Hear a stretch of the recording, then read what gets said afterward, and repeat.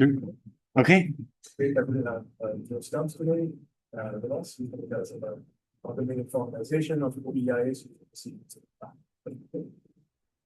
Awesome. Yeah. Well, thanks again, Lisa and Ayush, for hosting us. We're really excited to be here. And thanks to Walter for doing such a good job setting this up. So what I thought I would do is try to go into a little bit more of the details of how we're using metaprogramming, as well as AI, actually, to sort of automate this formalization of the OIS that Walter was sort of alluding to. So just a little bit about me. So I'm a research scientist at the Texas Advanced Computing Center at UT Austin. And if you're not familiar with TAC, we are a sort of leading research computing facility, mostly funded by the National Science Foundation. And so I run a fairly large research and development group at TAC, about 15 full-time people there, plus students. And then I also teach classes in the Cockrell School of Engineering at UT. As Walter mentioned, this work has been funded by the National Science Foundation, and we're also grateful to Lisa, Ayush, and Vijay for many wonderful discussions that have helped kind of shape this work. So here's an overview of the talk that I'm going to give. So I'm going to start with a little bit of foundations on metaprogramming in Lean. So Walter kind of went through the foundations of Lean itself. But what we're going to be doing is we're going to be doing a lot of metaprogramming. And so I want to start with a little bit of an introduction there. And then I'll get into sort of the details of the implementation of our OAS tactic that Walter mentioned. And then auto formalization and proof synthesis, AFPS. So basically, I want to give talk about two sort of projects that Walter and I have been working on in auto formalization and proof synthesis that has led to this formalization, these formalization numbers that he mentioned in the first talk, about 25,000 sequences formalized. So the first one, in both cases, we're using AI. The first one is using a result of Gauthier et al., which I will talk about, that use tree neural networks. And then in the second case, we're using large language models and large reasoning models. And I'll say some preliminary results about that before concluding. So let's begin by just sort of understanding some metaprogramming fundamentals. Let's talk a little bit about sort of the anatomy of a Lean program, right? When we write a Lean program, what's really happening? So we start really at the top with just string, right? We start with some text, a string like the definition given there. And the first thing that happens is that Lean's parser runs, right? The parser converts that text string into a syntax object, okay? And this is a standard thing that virtually all programming languages do, right? If you're familiar with parsers, this is a tree structure, a syntax tree. But at this point, we're still not in the calculus of inductive constructions, right? What happens next is that syntax tree gets elaborated. And Lean's elaborator converts that syntax tree into what it calls expressions, right? Expers. This is the type. And it's really here at the bottom where we have the full power of the calculus of inductive constructions. This is where we have functions, terms, and types, and the ability to reason about the type theory that Walter was talking about. So really the top, working at the top, strings and syntax, this is where we want to be working because it's convenient for defining mathematical objects, defining theorems. But when we want to actually get to machine verifiable proofs of theorems, we need to be working down here at the expert level, okay? And so it's useful to understand that we have this parser and this elaborator process. And so we're going to be actually manipulating this process, this parser to the elaborator process. That's what we're going to be doing when we talk about metaprogramming. So that's actually one way of defining metaprogramming. So metaprogramming is the process of modifying that transformation, the string to syntax to expr transformation. So Lean itself, of course, has this built-in way of doing that. But with Lean, we're able to use Lean itself to modify this process. And in this way, it makes Lean very dynamic, right? So similar to other languages that have metaprogramming, but there's some key differences, right? It's different sort of broadly in two ways. Usually in other languages, we either don't have the strong typing and the strong guarantees that we have with Lean. And so this is the example, for instance, with Python metaclasses. Or we may have to move completely out of the language itself and into some other language, right? Like C++ templates or OCaml, which is what you write rock metaprogramming in. And so in Lean, we have these built-in ergonomics, right? So macros are one example. This gives us a way for actually defining new Lean syntax. And again, that works essentially by transforming new syntax into existing syntax. And then, of course, we have tactics. And you can broadly think of tactics as programs that work on the syntax objects themselves and modify the goal state associated with theorems, right? The objective really, of course, with tactics is to discover proofs, as Walter mentioned. But tactics work on the syntax objects and discover proofs in that expr level. Yes? Maybe I can ask the questions that only sort of wonder never escape. Sure. So I've sort of read the statement that keeps going right from them. So why is that a big deal? Like why, for example, another in C++ or something, you might have to write better programs that it isn't. Why is that important indeed that it by itself? Like I guess OCaml has this part. Yeah. Okay. So just to repeat the question for the online audience, this is a good question. I mean, the question I think if I got it right, Ayush, is why is it important that you can do this within Lean itself? Yeah. I mean, I guess that's a good question. I mean, I think it's a matter of sort of convenience that we can work within the same tool chain, within the same sort of programming environment. And essentially have all the full capabilities. We don't have to leave the environment. If the question is like, theoretically, does the one offer strictly more capability than the other? Not necessarily. But I do think it's very convenient to kind of be all in the same ecosystem.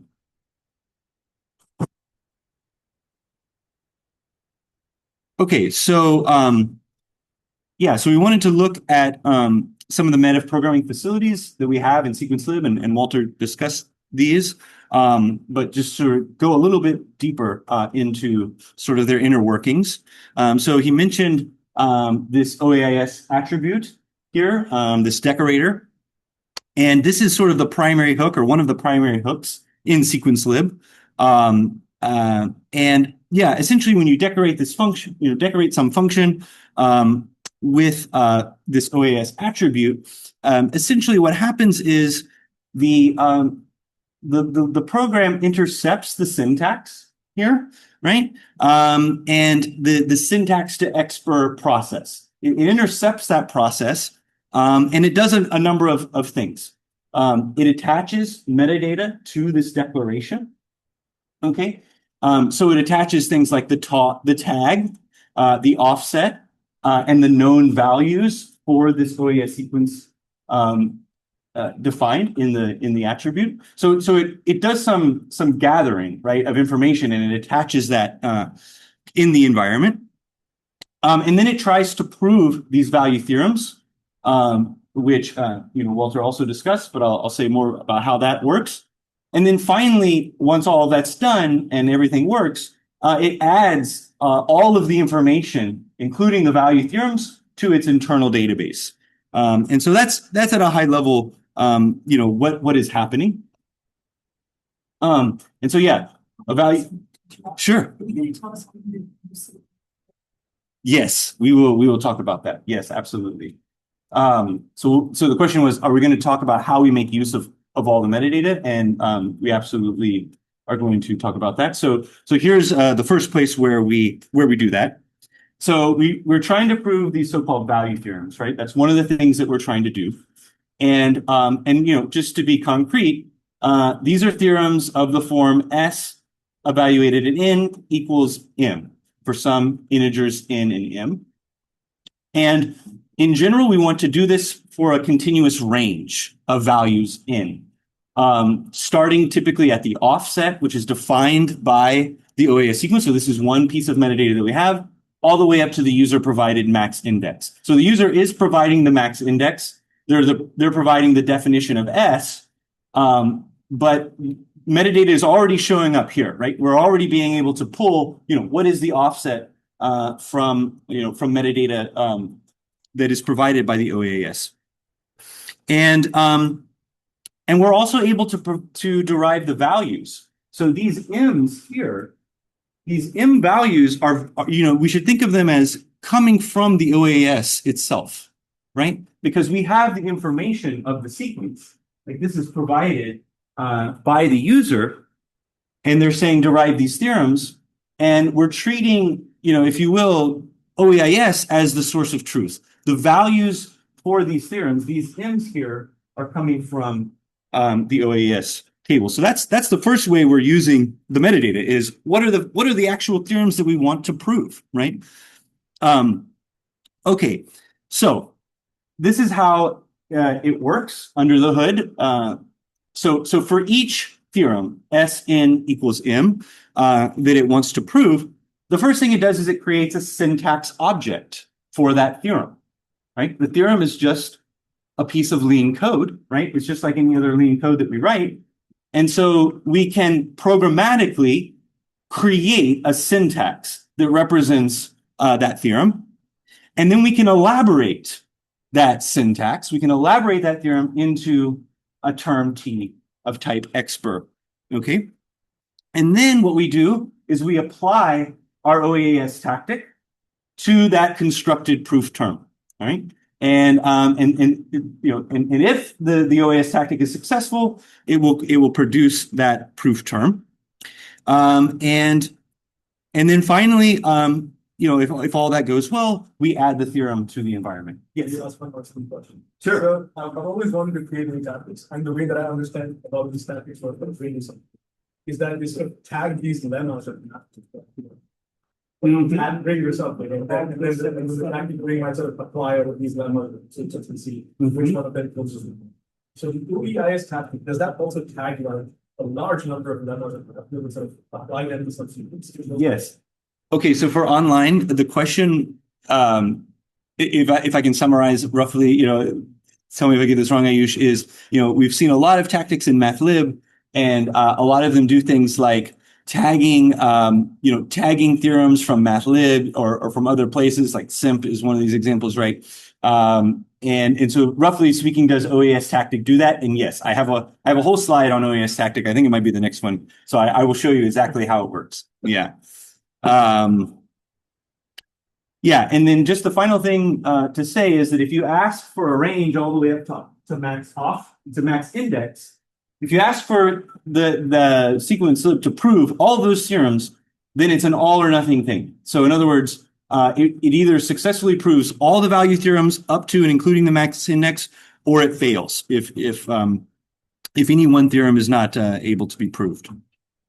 Do you think OBIS also use verification to look for mistakes? That's a good question. Does OAS have any internal verification to look for mistakes? I do know that they have processes for verifying the correctness, but I'm not exactly sure what the details are. No, as far as I know, there's no project to actually formalize the mathematics. So like OAS does collect programs, in Python, in Java, in Mathematica, other languages. And those programs are, just functions that can generate the sequence. So I think there's some checks along the lines of this program is generating the right values. But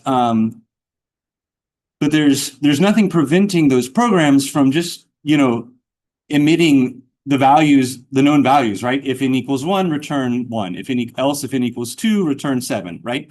And so in a sense, they're not establishing the correctness of the values. Yeah, so this is the thing I think Ayush wanted to hear about. This is sort of trying to give a little bit of the details of the design and implementation of the OAS tactic. So what we do is we build a tree of possible tactics to apply to the goal state. Okay, and these tactics that we apply are a combination of sort of parameterless tactics like simp, decide, nor num, unfold. Unfold actually takes a parameter, but some simple, some relatively simple to apply tactics together with the rewrite tactic, and essentially a set of mathlib theorems. We call it the integer sequence knowledge base, but essentially a set of mathlib theorems that experimentally experimental, I mean kind of like in our own work, have found to be useful for proving things about integer sequences, right? So we have this kind of defined set of tactics, and what we do is we build the tree of all possible combinations of tactics, right? Applying the first tactic and then descending down, trying to apply all the tactics after that. So some key things about how this works are that whenever we get to a node, so again, you can think of a node as a tactic, a candidate tactic that we're going to apply to the goal. When we get to that, when we enter that node, we grab the goal state. We capture the current goal state at that node, and then we apply the tactic. And this is simply just eval tactic, right? But we use metaprogramming to apply the tactic to the goal state, and we check: A, did that tactic fail, right? It could cause an exception? Did it actually fail to apply? Or B, did it apply, but did the goal state not change? Okay, so we programmatically detect either of those two cases. And in either case, we consider that node to be failed, and we prune the rest of the tree at that point. If the goal state really did, if applying the tactic really did change the goal state, then we traverse, down up to some max depth, which is a parameter of this tactic, actually. So we didn't see that in Walter's examples, but I'll show some examples here in a minute. You can actually provide a max depth parameter, and OAS tactic will only go as far as that depth. The other thing that's kind of interesting that we do is when we get to a node that we visited before, we look at the goal state.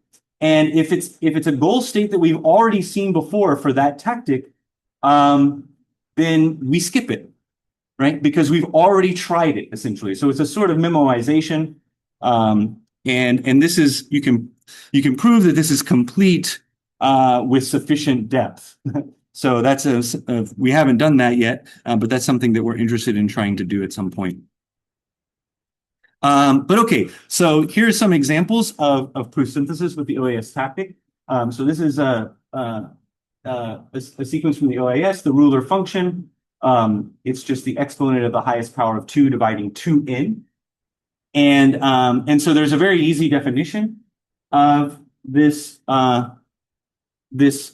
sequence using a function from mathlib, nat.factorization. So nat.factorization just returns the multiplicity of the factor of the second argument into the first argument. So this is exactly what we want, right? How many copies of 2 are there in 2 times n? And so here we can prove this. So these are the values, right, given by the OAS. And so the first value, the offset is 1, by the way, right? So we want to prove that at the offset 1, the value is 1. And we can do this directly by OAS tactic. We need a depth of 2. And here you can see exactly what proof OES Tactic found. It found simp with the definition of A001511, followed by norm num. Okay, if we look at the second one, the second value theorem, so that's again the value at 2, which is 2. Here we can also find the proof, but we need a depth of 5. And here we see that it is actually doing some sort of slightly more interesting things. We have to unfold the definition. Then we rewrite using one of our integer sequence theorems from MathLib. This is nat.factorization mul. Then we do a simp, and then a norm num, and then we repeat omega. But it does find that, and you know it's fairly computationally intensive, or it can be. So here is a depth equals 6. So for 3, we need a depth equals 6, and you can see there, you know, more rewrites are needed. A simp, a norm num, decide. And so, yeah, so one of the things that we are, you know, doing when we're trying to design this tactic is we're trying to strike a balance between, you know, throwing in every possible theorem that might ever be applicable from MathLib, and keeping the computational cost down, right? The tree does explode inside, you know, it's an exponential growth in size, and so we have to, and actually, I don't think for any of these examples, but for some of the other examples that we have, we actually have to increase this max heartbeat configuration, this sort of lean configuration that basically says how long to let something run.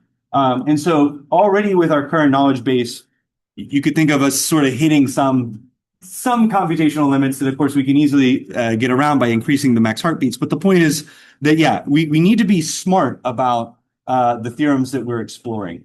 And we need to be aggressive about that pruning that I mentioned to the tree. We don't want to needlessly explore parts of the tree that won't help. Yes.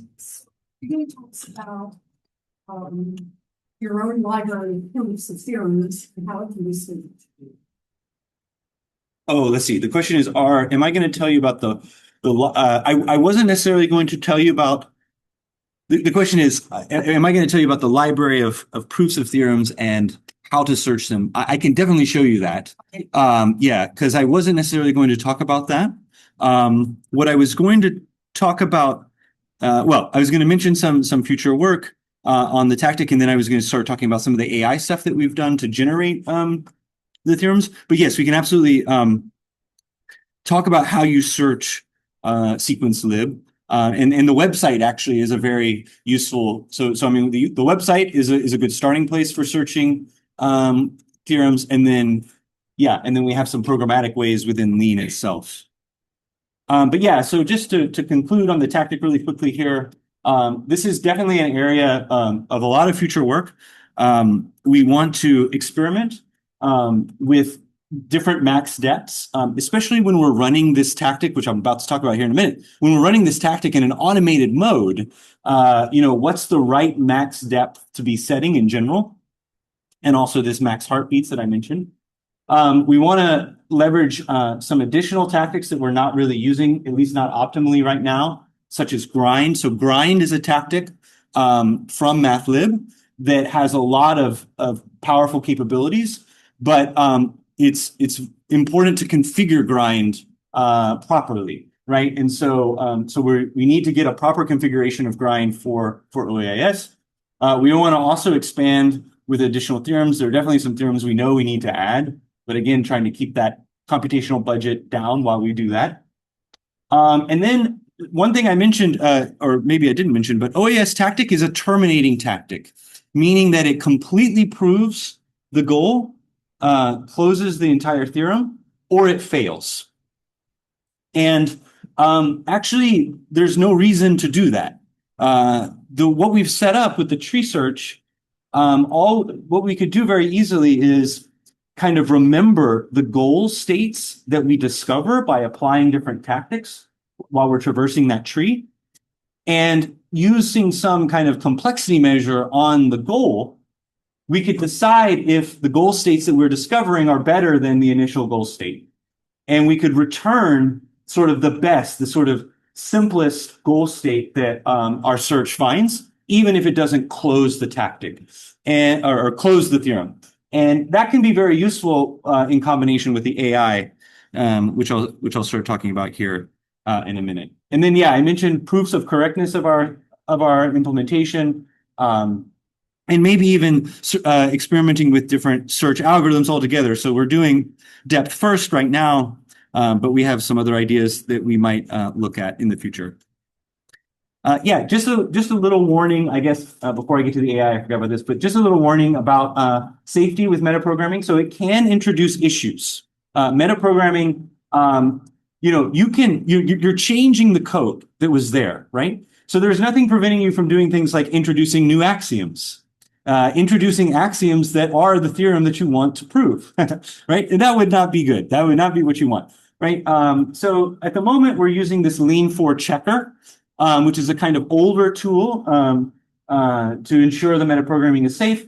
But the lean community has essentially moved on to this new tool called Comparator.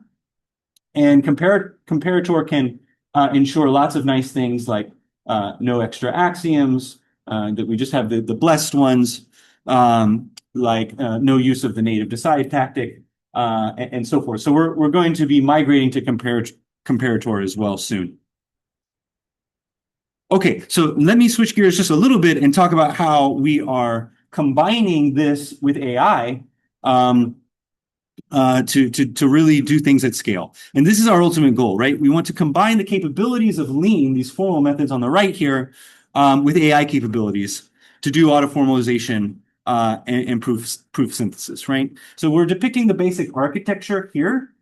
What we start with is some natural language description.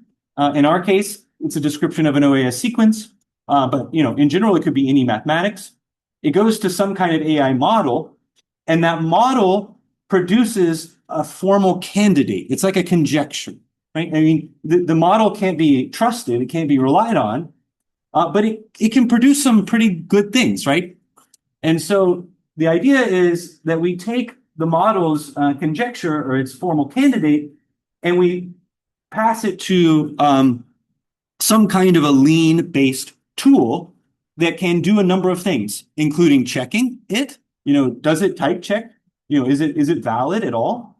If it's not valid, can we inspect it at the metaprogramming level and maybe even do some repairs? Can we do some simple repairs on what the AI system is producing? And can we do proof synthesis? Can we actually use our tactic to actually prove some theorems in some cases? So this is sort of the high level architecture. And so I'm going to describe two different methods that we have implemented that use this architecture. And so the first one is based on this 2023 paper of Gauthier and Joseph Urban from 2023. And it's called Learning Program Synthesis for Integer Sequences from Scratch. And, essentially, this is a very, very interesting paper. What they did was they trained a tree neural network, okay? And if you don't know what a tree neural network is, essentially, it's a network that predicts a tree structure from an input, okay? So it tries to learn a tree object associated to each of its inputs. So what they did was they tried to train a tree neural network that could predict the tree structure of a program, okay, associated with an OAS sequence from the description and the values of the sequence, okay? So it was really clever though. What they did, they didn't just pick Python or Java or any kind of normal programming language. What they did was they created a very small domain-specific language. Here I'm denoting it by P. That's not notation that they use in the paper, but just for simplicity, I denote it by P. And really, this is sort of a very minimal language based on an old language called Standard ML. But it was a very minimal subset of Standard ML. So it only had these constants, 0, 1, and 2. Those were the only numeric constants that it had. It had exactly two variables, x and y. It had these basic arithmetic operations like addition, subtraction, multiplication, and so forth. And then it had a couple of loops. It actually had 3 loops. And so in the end, actually, the small language is Turing complete. If you know what that means, it's roughly equivalent to the partial recursive functions. But this very small language is what they tried to learn sequence definitions in from their definition. And so again, they were trying to learn tree structures. And again, these are syntax trees corresponding to programs in this little language P. And they started with no data, which is something interesting, right? Yes. That's okay. Is it guessing the formula for the sequence, or does it mean guessing what the sequence? Okay, good. So the question for online, the question was, what does it mean to learn a sequence?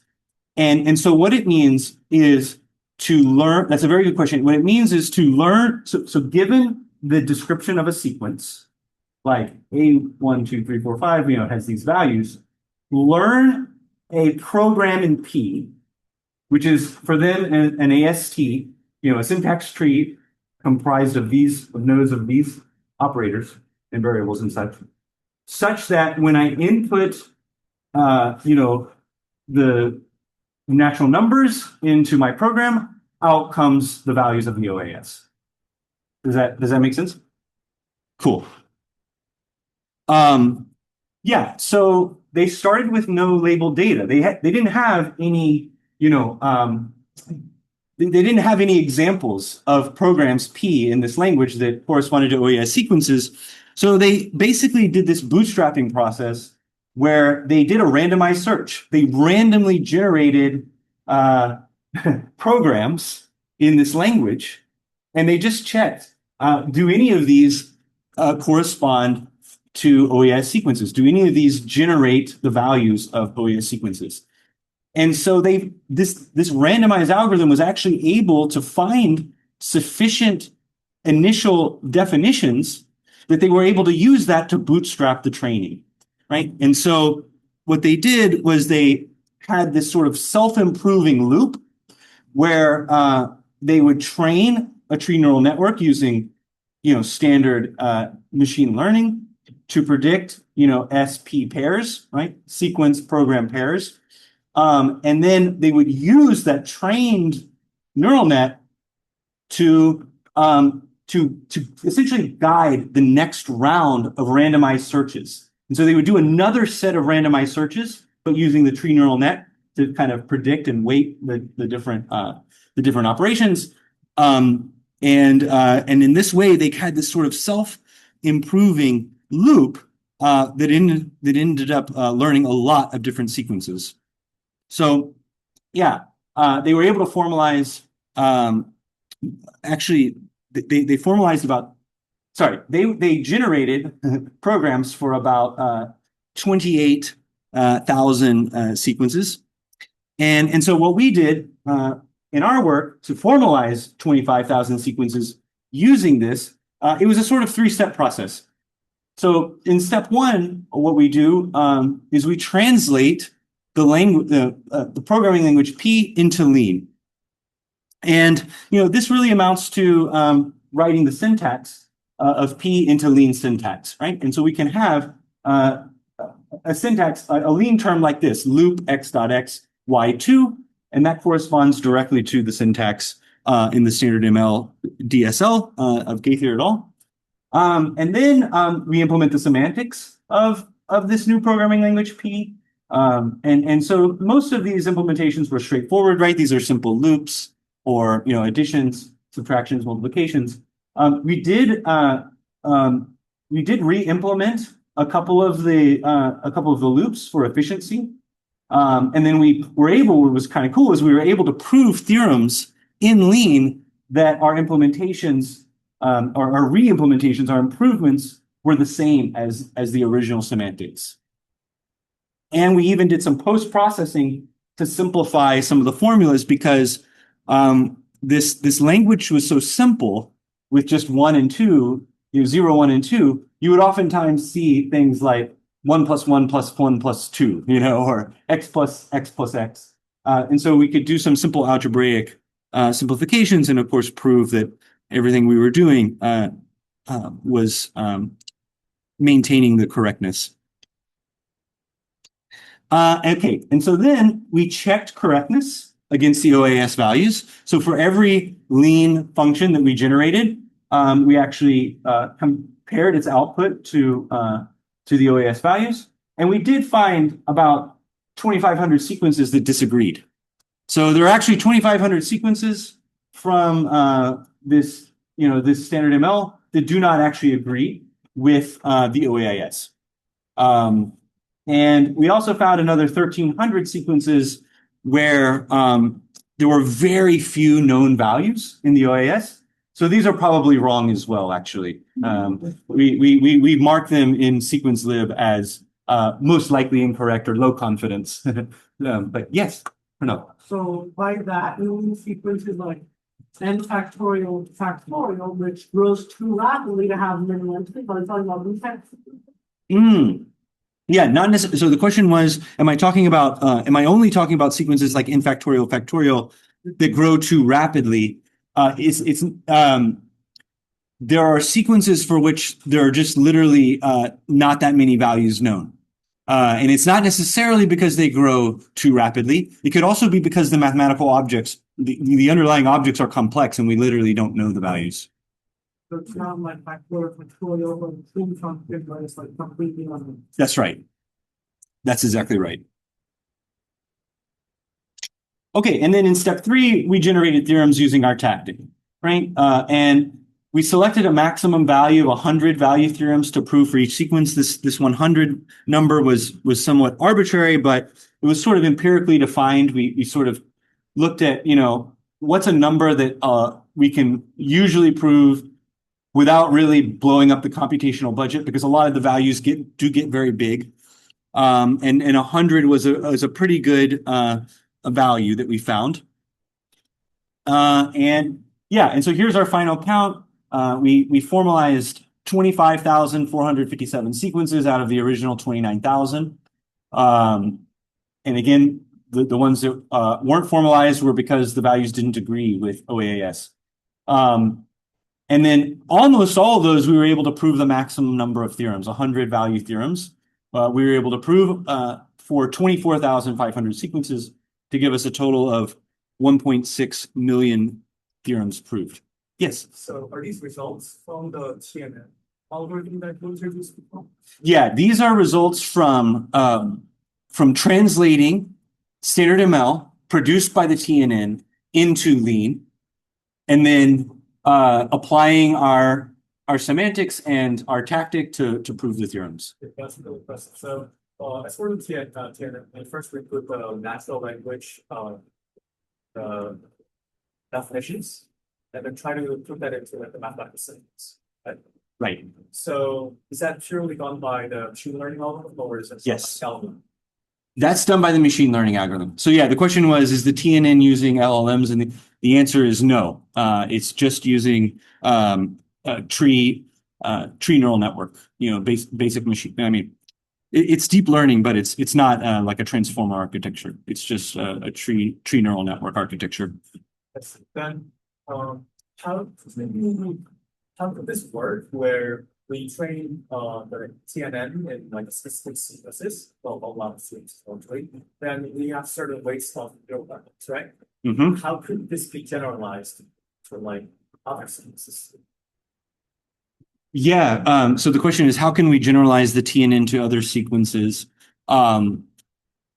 This is a big topic. I mean, one way to do it is to have more training data, and actually there's a way in which, so in the second method that I'll talk about next, we use large language models. So we completely do away with the tree neural network. We use large language models to generate, and so there may be some way that we can have this self-improving loop between the two, right? As one method produces new training data, we can use it to retrain a TNN or something else and keep improving. So this neural network is really trying to understand how the natural language is related to actual mathematical syntax. Yeah, I would say so the question is the tree neural network related to natural language?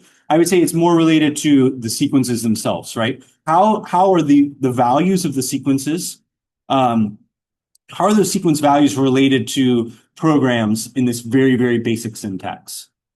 So there's no real natural language coming into play there. It's just the sequence definition in terms of the values.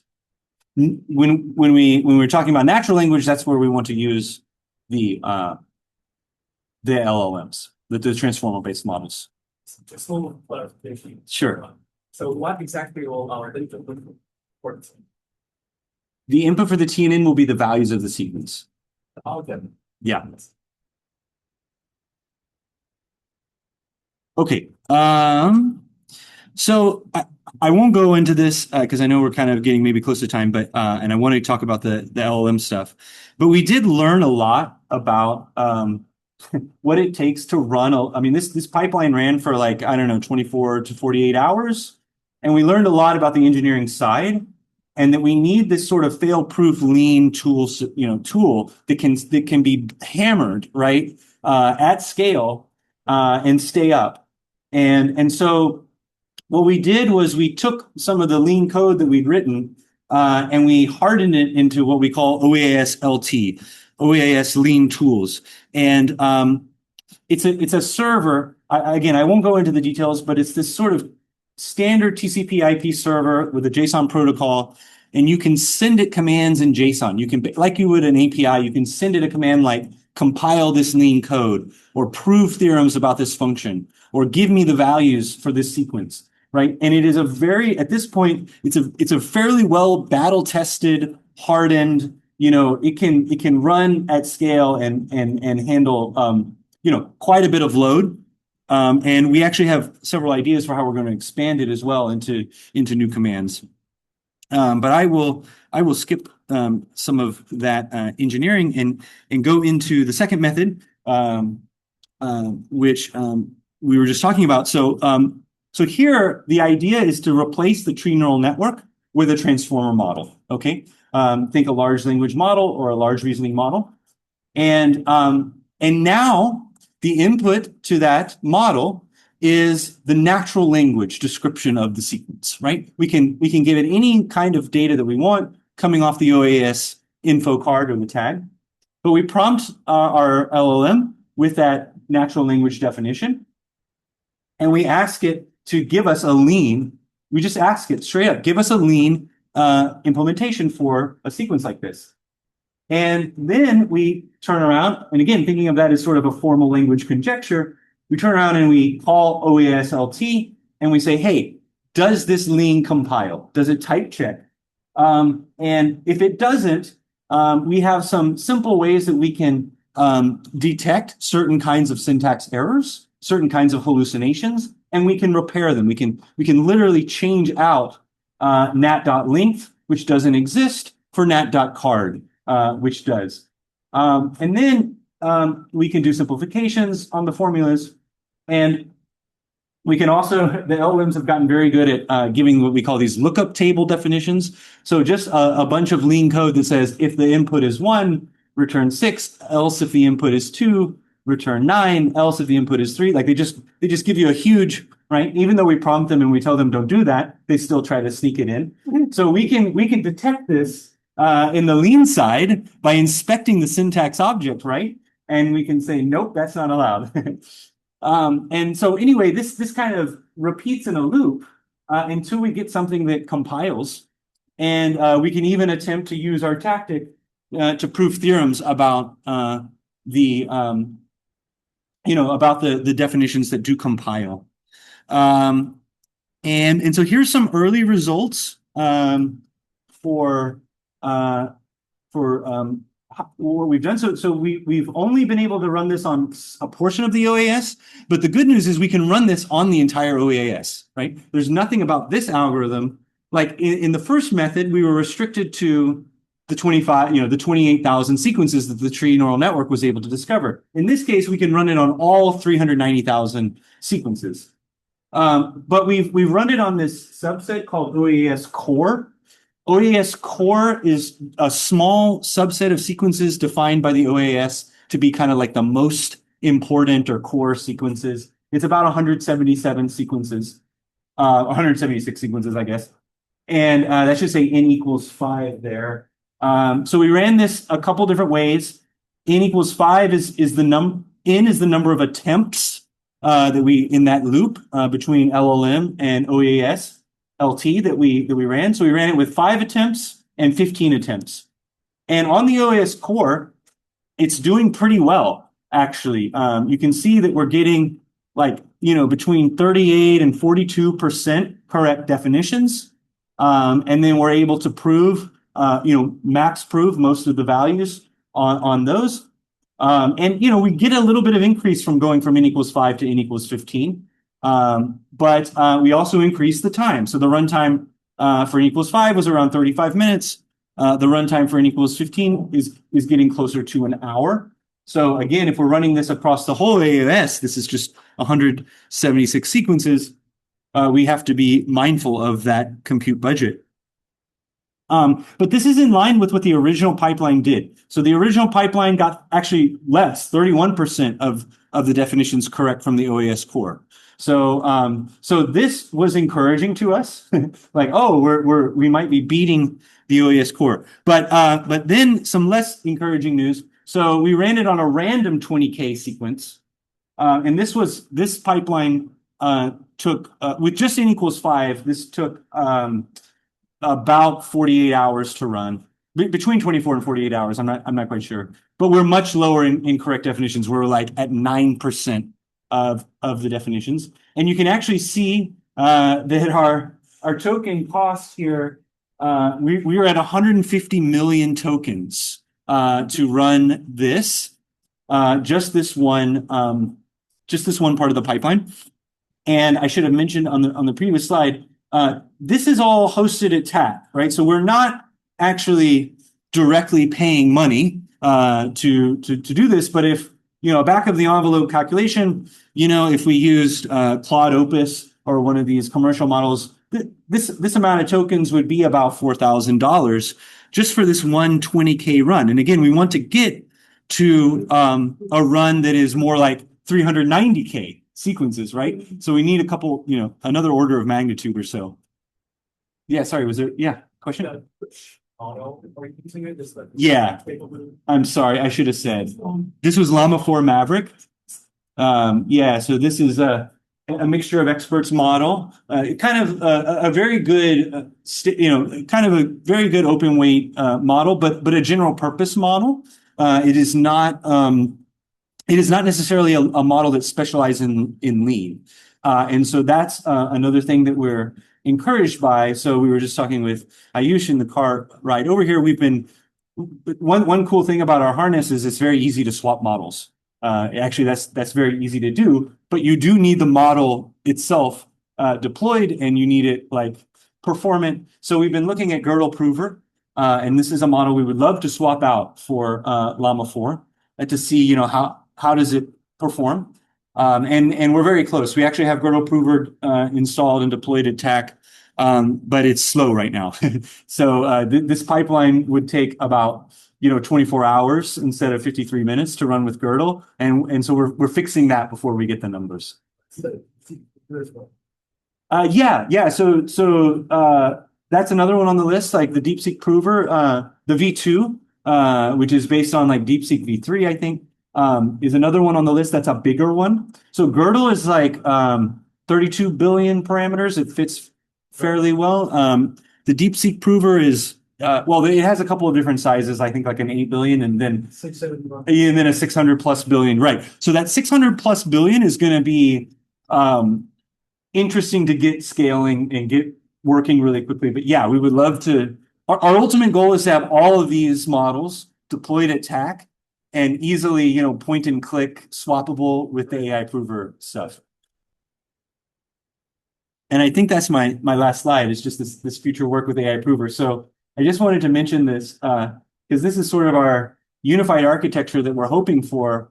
And of course, this brought, you know, brings in our collaborators' work, both Vijay Ganesh at Georgia Tech, his work on proof bridge and sort of natural language formal language joint embedding. So he has this joint embedding model idea, which is very cool, that maps both natural language and formal language into the same, you know, Euclidean embedding space. And he can detect when two natural language and formal language points are close by.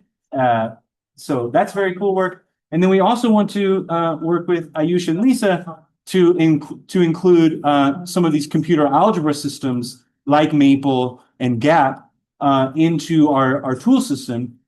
But have all of this deployed at TAC so that it's essentially free to use for any researchers and easy to use, you know, as easy to use as Claude or Codex, pointing and clicking and, you know, so forth, but with the ability to see exactly what things are inside, swap models if you want to try new models, try different models, et cetera, and have full control, right? We know that there's a lot of great work coming out of these commercial labs. They're doing amazing things, but we don't have full control over what's happening, and they may deprecate some feature at any time, and it can be very expensive, as we've seen, to run. So we find this to be a compelling, you know, alternative. Okay, I think that's all I had.